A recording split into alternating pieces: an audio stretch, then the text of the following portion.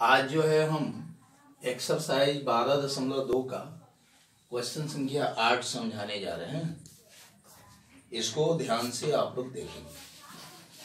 15 metre भुजा वाले एक वर्गाकार घास के मैदान के एक कोने पर लगे खूंटे से एक घोड़ा को 5 मीटर लंबी रस्सी से बांध दिया गया।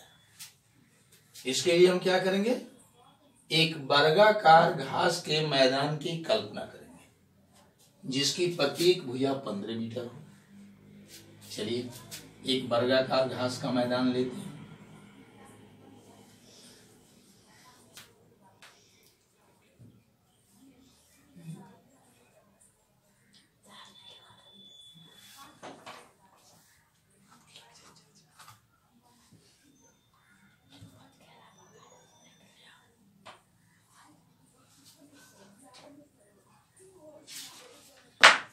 मान लीजिए कि यही वर्गाकार घास का मैदान है जिसकी प्रत्येक भुजा की लंबाई 15 मीटर है। चूंकि वर्गाकार घास का मैदान है इसलिए इसका प्रत्येक कोण 90 डिग्री का होगा, क्योंकि आप जानते हैं कि वर्ग का प्रत्येक कोण 90 डिग्री का होता है और वर्ग का जो है प्रत्येक भुजा बराबर। 15 मीटर यह है तो 15 मीटर यह होगा, 15 मीटर यह होगा, 15 मीटर। यह घास का मैदान है तो मान लीजिए बीच में घास जो है लगा हुआ है। इसमें चारों तरफ एक घास लगा हुआ है मान लीजिए। अब इसके एक कोने पर मान लीजिए, इस कोने पर देखिए 5 मीटर लंबी रस्सी से एक घोड़ा बांधा गया।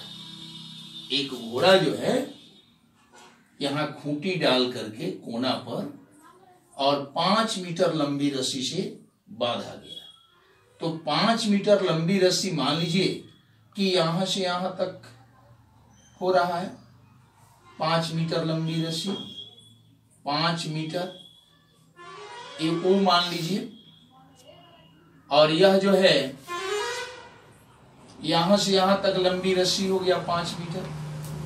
अब इस 5 मीटर लंबी रस्सी से जो घोड़ा बांधा गया है इस मैदान के कितने क्षेत्र पर चल सकता है इसका अनुमान लगाना है पहले। तो जितनी लंबी रस्सी होगी उतना ही दूर तक जो है घोड़ा इस मैदान में घूम घूम करके चल सकता है। चूंकि यहां से यहां तक लंबी रस्सी है 5 मीटर, तो इस लंबी रस्सी के द्वारा घोड़ा जो है इस मैदान के इस भाग पर चल सकता है। यह भाग जो जिस भाग पर वह चलेगा वह भाग को जरा देखिए तो लग रहा है कि यह एक त्रिज्या खंड है। एक त्रिज्या खंड के जैसा लग रहा है। एक वृत्त में जैसे त्रिज्या होता है और एक चाप होता है, उस तरह से यह एक लघु चाप और यह 5 मीटर जो है त्रिज्या बना रहा है और यह त्रिज्या खंड बन रहा है और इस त्रिज्या खंड का कोण 90 डिग्री हो जा रहा है। अब क्वेश्चन पूछ रहा है कि मैदान के उस भाग का क्षेत्रफल जहां घोड़ा घास चल सकता है ज्ञात करना है। यानी इसी क्षेत्र का क्षेत्रफल हमें ज्ञात करना है। तो इस त्रिज्या खंड का हम क्षेत्रफल ज्ञात कर लेंगे तो घोड़ा द्वारा चला गया क्षेत्र का क्षेत्रफल ज्ञात हो जाएगा। तो चलिए पहला नंबर क्वेश्चन इसका हम हल करते हैं। क्या लिखेंगे? मैदान के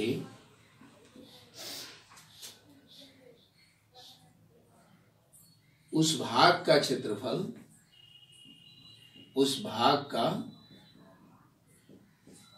क्षेत्रफल जहां घोड़ा चल सकता है, जहां घोड़ा चल सकता है, चल सकता है बराबर होगा कितना के?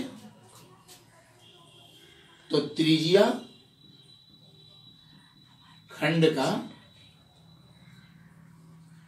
क्षेत्रफल, और त्रिज्या खंड के क्षेत्रफल के लिए सूत्र थीटा बटा 360 गुने पाई आर स्क्वायर। थीटा के बदले आप क्या लिखेंगे 90 डिग्री। अब बट्टा 360 ज्यों का त्यों होगा, पाई के मान 22/7 होगा और आर के जगह पर क्या लिखिएगा 5 स्क्वायर लिखिएगा। अब जो है इसको हम इस तरह भी लिख सकते हैं 90 डिग्री बट्टा 360 डिग्री गुने 22/7 और गुने 5 गुने 5। अब इसको आप हल कर लीजिएगा और हल करके जो लाइएगा वही इसका क्षेत्रफल होगा और वही उसका आंसर हो जाएगा। इसमें कहीं से आप लोगों को दिक्कत नहीं होनी चाहिए। चलिए अब इसी में एक दूसरा नंबर क्वेश्चन है, उसको हम जरा देखते हैं। चरे जा सकने वाले क्षेत्रफल में वृद्धि यदि घोड़े को 5 मीटर लंबी रस्सी के स्थान पर 10 मीटर लंबी रस्सी से बांध दिया जाए। अब इसी घोड़ा को अगर हम 10 मीटर लंबी रस्सी से बांध देते हैं तब तो यह जाहिर सी बात है कि वह अधिक क्षेत्रफल पर चलेगा। तो पहले वाले जो क्षेत्र है उससे कितना अधिक क्षेत्रफल पर यह चलेगा, इसे हम लोगों को निकालना है। मान लीजिए कि घोड़ा इसी खूंटे से बंधा हुआ है। अब डोरी जो है उसका 10 मीटर लंबा हो गया।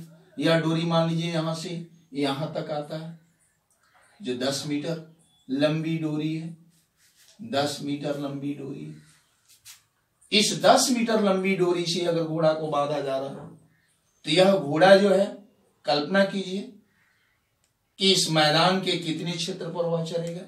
तो जहां तक इसकी रस्सी पहुंचेगी उसके मुताबिक, उसी के अनुसार इस मैदान में वह चल पाएगा। यानी मान लीजिए कि इतने वाले क्षेत्रफल में वह चलेगा घोड़ा। तो पहले वाले क्षेत्र से यह ज्यादा हो रहा है। अब कितना ज्यादा हो रहा है तो उसे अब हमें निकालना है। तो जो पहले वाला क्षेत्रफल है उसको एक बड़े वाले जो त्रिज्या खंड बन रहा है इस क्षेत्रफल में से अगर हम घटा देते हैं तो कितना अधिक क्षेत्रफल पर घोड़ा चल सकेगा यह निकल जाएगा। यही आपका नाम अधिक हो रहा है क्षेत्र। यह अधिक वाला क्षेत्र कैसे निकलेगा, तो जो बड़ा त्रिज्या खंड का क्षेत्रफल होगा उसमें से छोटा त्रिज्या खंड के क्षेत्रफल को हम घटा देंगे। तो चलिए इसको हम कैसे लिखेंगे, तो लिखेंगे चले जा सकने वाले क्षेत्रफल में वृद्धि यदि घोड़े को 5 मीटर लंबी रस्सी के स्थान पर 10 मीटर लंबी रस्सी से बांध दिया जाए। तो इतना लिखने की आवश्यकता नहीं है, इसमें हम सीधे लिखेंगे चले जा सकने वाले क्षेत्रफल में वृद्धि। चले जा सकने वाले क्षेत्रफल में वृद्धि कितना के बराबर होगा, तो बड़ा त्रिज्या खंड का क्षेत्रफल, बड़ा त्रिज्या खंड का क्षेत्रफल माइनस छोटे त्रिज्या खंड का क्षेत्रफल, छोटे त्रिज्या खंड का क्षेत्रफल। यानी बड़ा त्रिज्या खंड कौन सा होगा, बड़ा त्रिज्या खंड तो 10 मीटर लंबी रस्सी के द्वारा इस मैदान में जितना भाग घोड़ा चल सकता है यही बड़ा त्रिज्या खंड होगा। और इस बड़ा त्रिज्या खंड के क्षेत्रफल के लिए सूत्र वही थीटा बटा 360 गुणे पाई आर स्क्वायर। यानी थीटा के बदले वही कोण हो जाएगा 90 डिग्री का, अब बट्टा 360 डिग्री हो जाएगा। अब पाई का मान 22/7 हो जाएगा और यहाँ आर स्क्वायर यानी त्रिज्या 10 मीटर हो जाएगा। यहां से यहां तक जो 10 मीटर ये दिया गया है यानी 10 स्क्वायर हो जाएगा। अब माइनस छोटे त्रिज्या खंड का क्षेत्रफल, तो यहां जो छोटे खंड के त्रिज्या का क्षेत्रफल निकालिएगा त्रिज्या खंड का, इसी आंसर को यहां पर आप ले आकर लिख दीजिएगा। अब उसके बाद इसको हल कर लीजिएगा, आप उसमें से इस हल को घटा लीजिएगा। घटाने पर जो आएगा वही आपका वृद्धि हो जाएगा, क्षेत्रफल में वृद्धि हो जाएगा, वही आपका आंसर हो जाएगा। चलिए इसके बाद क्वेश्चन संख्या 9 देखते हैं। देखो बच्चों, क्वेश्चन संख्या 9 को अब ध्यान देंगे हम। एक वृत्ताकार ब्रुज को चांदी के तार से बनाया जाना है। वृत्ताकार ब्रुज को चांदी के तार से बनाया जाता है जिसका व्यास 35 mm है। वह वृत्ताकार जो ब्रुज है उसका व्यास 35 मिलीमीटर है। तार को वृत्त के 5 व्यासों को बनाने में भी प्रयुक्त किया गया, यानी उस वृत्ताकार ब्रुज में जो 5 ठो व्यास है वह भी चांदी के तार से ही बनाया गया है और उससे 10 ठो त्रिज्या खंड बनता है, जैसा कि आकृति में दर्शाया गया। अब आकृति हम बना रहे हैं, उसको आप ध्यान से देखेंगे। यही मान लीजिए कि वृत्ताकार ब्रुज है और इसका केंद्र मान लीजिए यह है। एक व्यास यहां से जो है ऐसे मान लीजिए कि जा रहा है, यह भी चांदी के तार से बना हुआ है और इसकी जो परिधि है वह भी चांदी के तार से बना है। इस तरह से और भी इसमें व्यास है। एक व्यास और ले लीजिए, मान लीजिए व्यास ऐसा है, ये भी चांदी के तार से बना है। एक व्यास ऐसे है,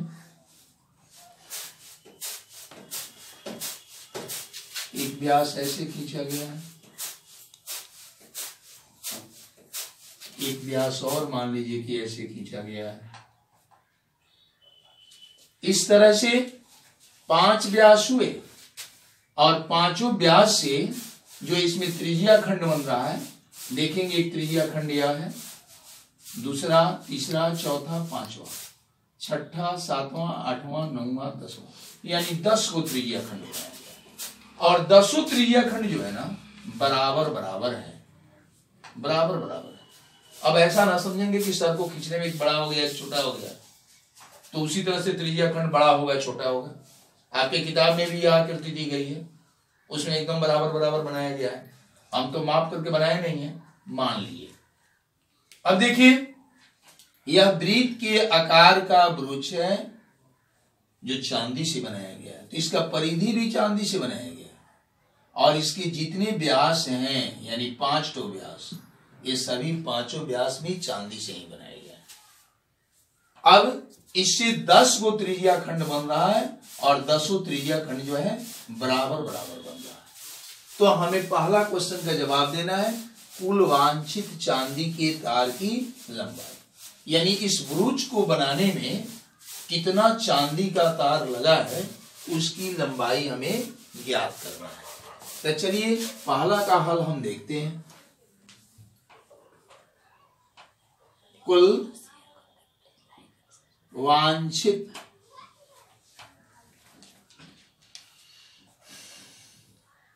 चांदी के तार की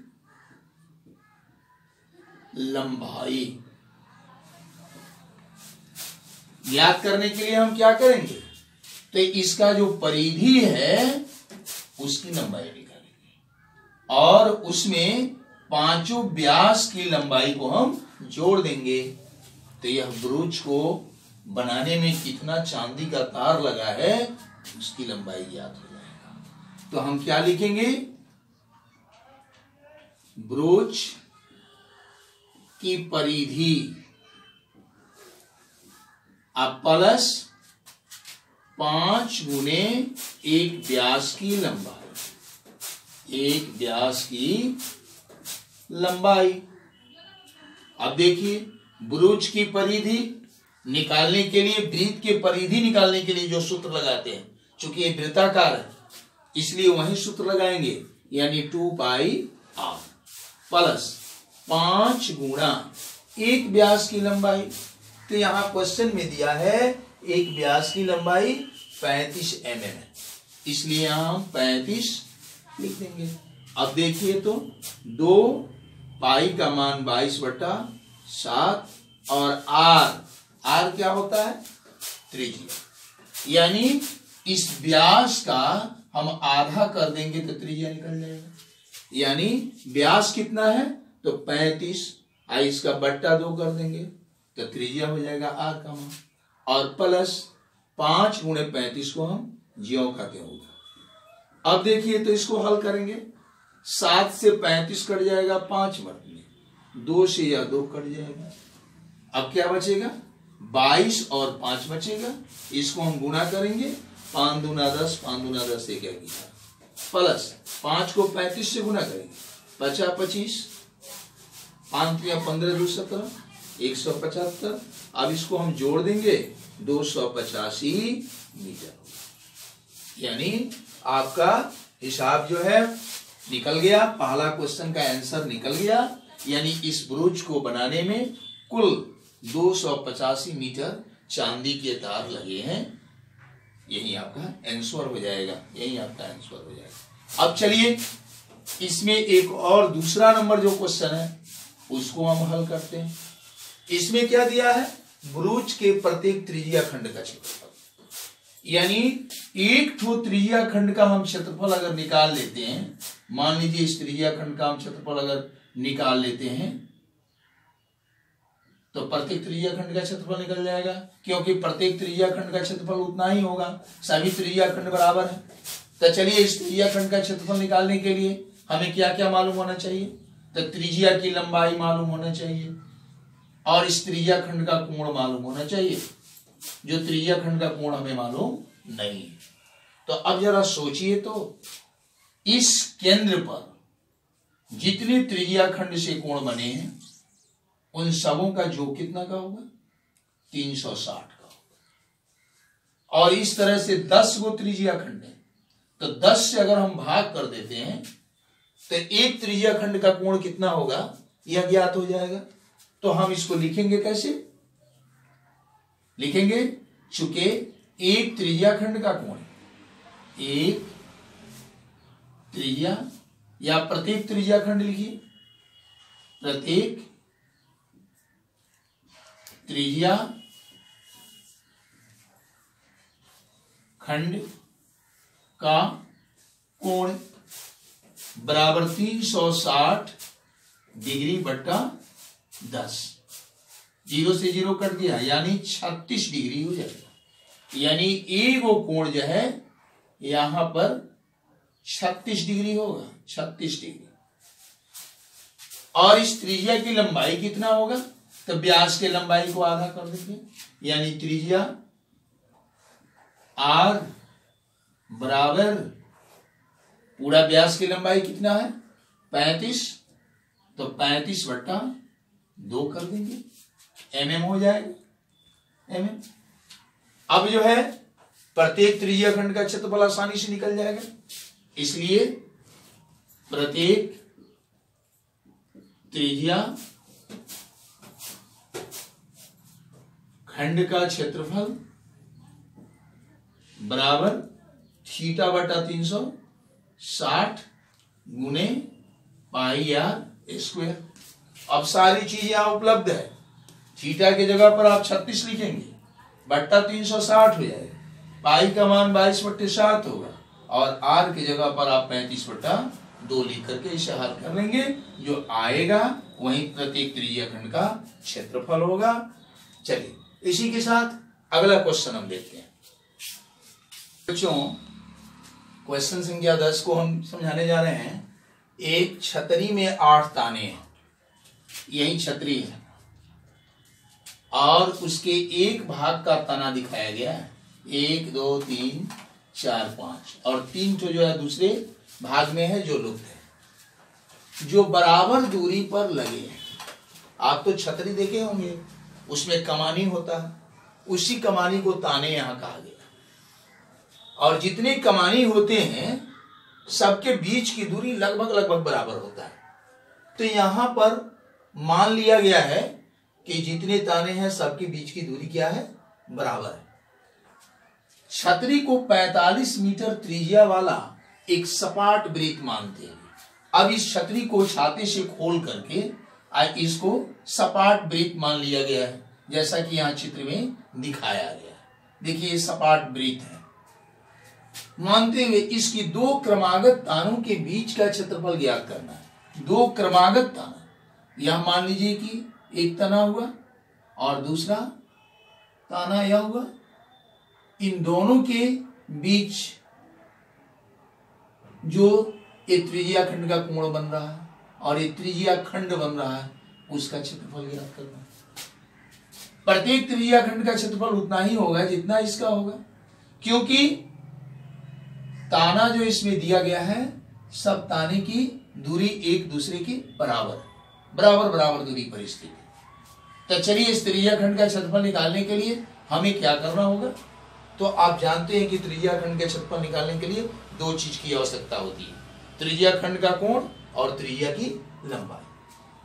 तो त्रिज्या यहां पर दिया हुआ है, इसलिए त्रिज्या निकालने की आवश्यकता नहीं, और त्रिज्या खंड का कोण है तो उसे हमें निकालने की जरूरत पड़ेगी। अब जरा सोचिए तो एक केंद्र बन रहा है ना, और इस केंद्र के चारों तरफ ये जितने त्रिज्या खंड है सबका अगर कोण मिला दिया जाए तो 360 डिग्री का होगा। और एक कोण कितने बन रहे हैं, तो 1 2 3 4 5 6 7 8 आठों कोण बन रहा है, और आठों कोण बराबर बराबर बन रहा है।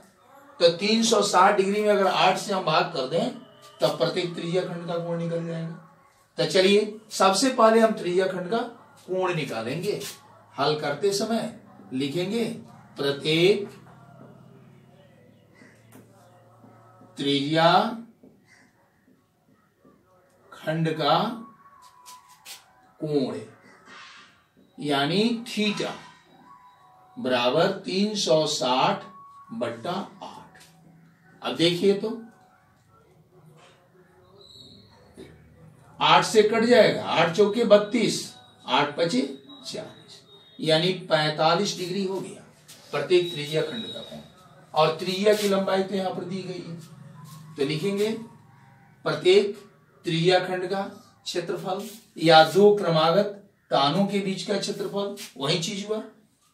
अतः दो क्रमागत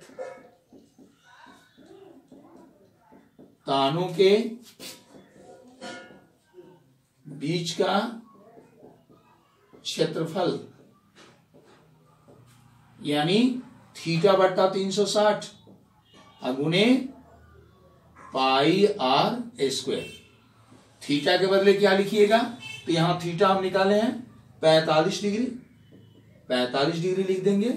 अब बट्टा 360 डिग्री हो जाएगा। अब पाई का मान 22/7 हो जाएगा, और r का मान, तो यहां r का मान दिया हुआ है 45 मीटर, r की जगह पर हम 45 स्क्वायर लिखेंगे। अब देखिए तो 45/360 डिग्री गुने 22/7 गुने 45 स्क्वायर। 45 को 2 बार लिख दीजिए। अब इसको हल कर लीजिए, इसको कटाइएगा, 9 पचे 45, 9 चौके 36, फिर 5 से कट जाएगा 8 मर्द में, 2 से इसको कटा दीजिए, 2 चौके 8, इसको कटा दीजिए, 11 मर्द में कटेगा। अब आपको क्या करना होगा, क्या बचा 45 45 11, इन तीनों को गुणा करके यहां लिख दीजिएगा ऊपर, और नीचे क्या बचेगा, तो 7 में 4 से गुणा कर दीजिएगा नीचे, ऊपर वाली संख्या में नीचे वाली संख्या से भाग कर दीजिएगा। जो भागफल आएगा वही दो क्रमागत तानों के बीच का क्षेत्रफल होगा। चलिए इस तरह से आपका क्वेश्चन संख्या 10 भी हल हो गया।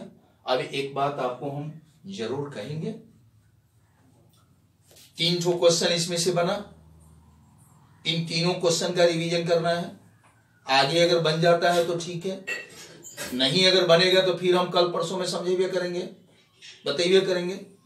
इस क्वेश्चन के आधार पर जो उदाहरण में क्वेश्चन है उसको निश्चित तौर पर आप करेंगे, और कुछ व्हाट्सएप पर क्वेश्चन इससे मिलता जुलता हम भेज रहे हैं उसको आप निश्चित तौर पर बनाएंगे। जब भी कोचिंग खुलेगा सबको हम देखेंगे कि आप कॉपी में बनाए हैं कि नहीं बनाए। जहां से क्वेश्चन अधूरा छोड़ा गया है अगर उसको हल करने में कोई दिक्कत हुआ होगा तो कोचिंग खुलेगा तो उसको हम समझाएंगे। और दूसरी बात कि आप लोगों का ऐसा उम्मीद है कि जब भी स्कूल और कोचिंग खुलेगा तो आप लोगों का फर्स्ट टर्मिनल एग्जाम होगा। ये बात एकदम समझ लीजिए, क्योंकि आप जानते हैं बोर्ड का हालत ना, वो पढ़ाएगा या नहीं पढ़ाएगा, लेकिन परीक्षा तो अपना समय से लेगा। तो अगर आप तैयारी नहीं कीजिएगा तो अपने जीवन का सबसे बड़ा भूल कीजिएगा, और फिर उसका भरपाया आपसे नहीं हो पाएगा। इसलिए जितना मेहनत हम कर रहे हैं, आप उसमें से थोड़ा सा मेहनत अगर अपने घर पर कीजिएगा तो आपका रिटर्निंग बहुत अच्छा होगा और आपकी तैयारी भी बहुत अच्छी होगी। और जो शेष बचेगा, परीक्षा जब कोचिंग खुलेगा तो उस समय हम आपका टेस्ट भी लेंगे कि हमने जितना पढ़ाया उसमें से क्या आपका तैयारी है, यह हम जानना चाहेंगे। चलिए, धन्यवाद।